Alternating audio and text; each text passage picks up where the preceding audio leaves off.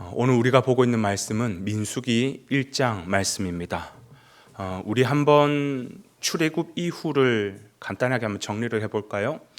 출애굽기서는 애굽에서 출발을 해서 시내산까지의 여정이었습니다. 그리고 어제까지 봤던 레위기 말씀은 그 시내산에서 받았던 하나님의 율법의 말씀이었죠. 그리고 오늘부터 보게 될 민수기는 그 중간 기착지였던 시내산에서 다시 출발해서 모압 평지까지 총 39년의 여정을 기록하고 있는 말씀입니다. 그 가운데 하나님께서 총 2번에 걸쳐서 인구 조사를 해라 말씀을 하셨어요. 그게 1장에 오늘 본문에 나오고 그리고 나중에 26장에 두 번째 나오거든요. 이러한 인구 조사 이야기로 시작을 하다 보니까 이 본서의 이름이 민수기로 정해진 겁니다. 백성 민자에 셀 숫자, 백성의 머리수를 센다 해서 민수기인 거죠. 그 가운데 오늘 우리가 보고 있는 1장에서는 1차 인구조사가 나옵니다. 하나님께서는 왜 이스라엘 백성들에게 인구조사를 하라라고 말씀을 하셨을까? 지금 1차 인구조사를 하라라고 하는 이유는 뭐냐면 이제 출발해야 되기 때문이죠. 시내산에서 모든 막사를 다 걷고 성막도 걷고 이제 출발을 해야 됩니다.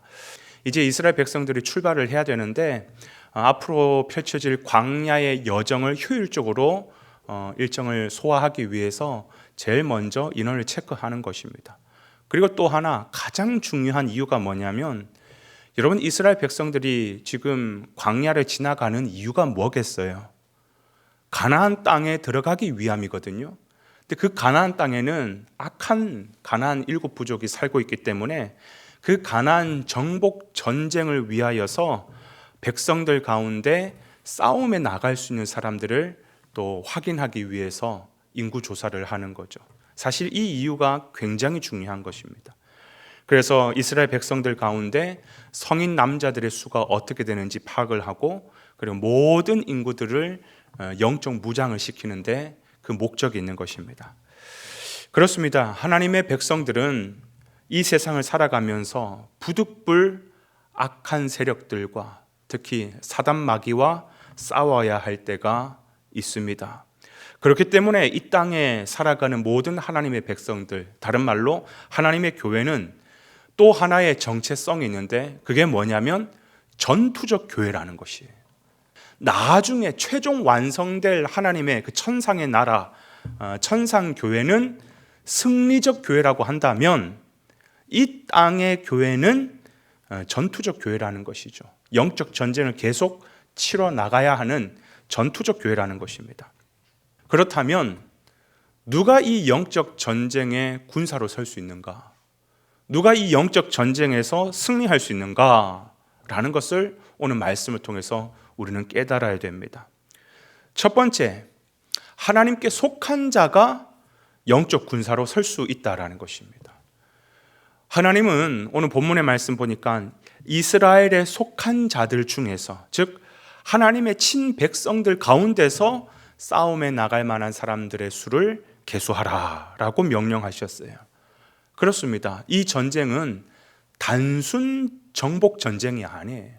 그냥 땅 따먹기 하기 위해서 가는 전쟁이 아니라 이 전쟁은 하나님의 영광을 위해서 치르는 전쟁이기 때문에 반드시 하나님께 속한 자들만이 이 전쟁에 참전할 수가 있는 것입니다. 그래서 여러분, 오늘 우리도 참 감사해야 될 것이 뭐냐면 나는 예수 믿는데 왜 이런 어려움이 있지? 예수 믿으면 그냥 모든 것이 다 좋아지는 그냥 그야말로 복을 누리는 게 아닌가? 근데 왜 나는 예수를 믿는데 이런 어려움, 이런 힘든 상황, 왜 이런 사단 마귀와 힘든 싸움을 해야 될까라고 생각할지 모르겠지만 아니요, 그렇지 않습니다. 그게 바로 내가 하나님께 속한 자라고 하는 반증이에요. 하나님께 속했기 때문에 사단 마귀가 우리를 공격하기 시작하는 것이. 그리고 또 하나 감사한 것은 우리가 하나님께 속했기 때문에, 그리고 이 전쟁은 우리가 치를 수 있는 능력이 없기 때문에 하나님이 그것을 감당할 수 있도록 도와주시고 또 우리 편에 서셔서 또 우리에게 그 감당할 수 있는 능력까지 주신다라는 거예요. 그렇기 때문에 내가 예수 믿고 나서 더 심한 영적 전쟁 가운데 들어간다? 그러면 반대로 생각해야 돼. 내가 진짜 하나님 편에 서 있구나. 하나님이 정말 나를 미워하겠구나. 이게 은혜고 감사라는 것이. 두 번째, 누가 하나님의 그 영적 전쟁의 군사로 설 수 있느냐? 강건한 자가 영적 군사로 설 수 있다는 것이에요. 강건한 자. 오늘 본문에 보니까 하나님은 남자를 계수하라 이런 표현을 쓰시거든요.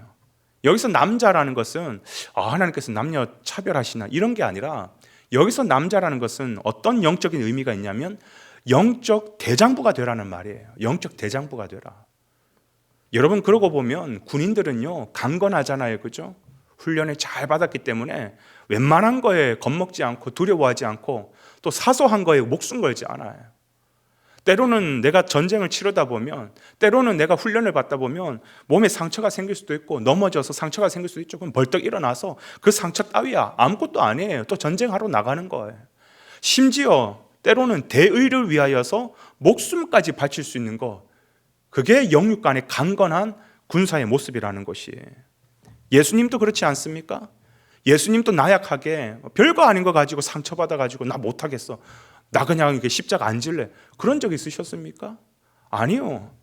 예수님은 정말 당당하게 십자가 위에서 사단 마귀의 역사를 모조리 다 박살내셨던 것처럼, 마찬가지예요. 우리도 그 예수님을 따라가는 자, 그리고 그 예수님이 지신 십자가의 은혜를 우리가 경험한 자라고 한다면, 우리 역시 그분의 십자가의 능력을 힘입어서 강건할 수가 있는 것이. 그러니까 교회를 다니면서도 자꾸 나는 상처받았네, 뭐 했네, 그게 아니라 예수님 지신, 예수님은 십자가에서 죽기까지 하셨다니까요. 그러니까 우리가 정말 영적 전쟁을 치를 군사가 된다면 그 십자가를 의지하고 십자가를 능력을 힘입어서 하나님이 말씀하신 복음 사역을 위해서는 때로는 힘있게 달려가고 때로는 목숨 걸며 달려갈 필요가 있다라는 것이, 그게 진짜 영적 군사라는 것이죠.